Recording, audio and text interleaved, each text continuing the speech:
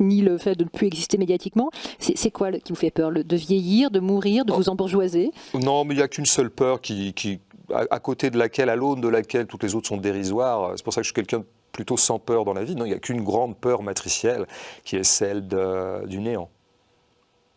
Voilà, et qui, à mon avis, préside à énormément de choses dans ma vie. C'est pour ça que vous êtes si actif, que vous passez effectivement d'une pièce de théâtre à une bande dessinée, à un film, à une chanson? Je dirais très banalement oui. Il est évident que cette espèce de suractivité, cette espèce de surproduction culturelle, artistique, si on veut, est probablement adossée à cette angoisse originelle. Ce n'est pas la seule chose, hein, c'est aussi le plaisir que j'ai à le faire, c'est la grande joie que j'ai à écrire, hein, qui fait ça. Ma grande passion pour l'art et ma grande joie et ma grande fierté, d'une certaine manière, de pouvoir participer à la grande cause de l'art. Mais au bout du bout, au fond du fond, ou alors la cause des causes de tout ça, c'est évidemment cette angoisse de la finitude qui m'a jamais quitté. Dites-moi en plus sur cette peur du néant, cette angoisse de la finitude. Quand j'étais gamin, elle était très physique. Elle était très très physique. J'étais pris d'angoisse, au sens où ça vous serre la gorge. Je crois qu'angoisse vient de là, dans mes vieux souvenirs de latin.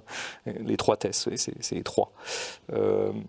J'avais la gorge nouée par des saillies d'angoisse. Si vous voulez, ça durait pas longtemps, mais c'était très intense. Ça pouvait me lever pendant la nuit, par exemple. J'étais allongé, et d'un seul coup, je me représentais très sensiblement mon néant, en tout cas mon destin de poussière, et ça me faisait suffoquer.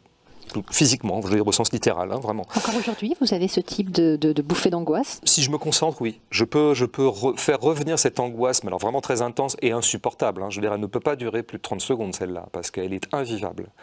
De toute façon, il est tout à fait invivable. Si nous vivions avec la conscience aiguë de notre finitude seconde après seconde, de toute façon, nous ne pourrions pas vivre. Donc, la condition même de notre vie est l'oubli de cette condition, de ce destin. Ce que dit très bien Pascal.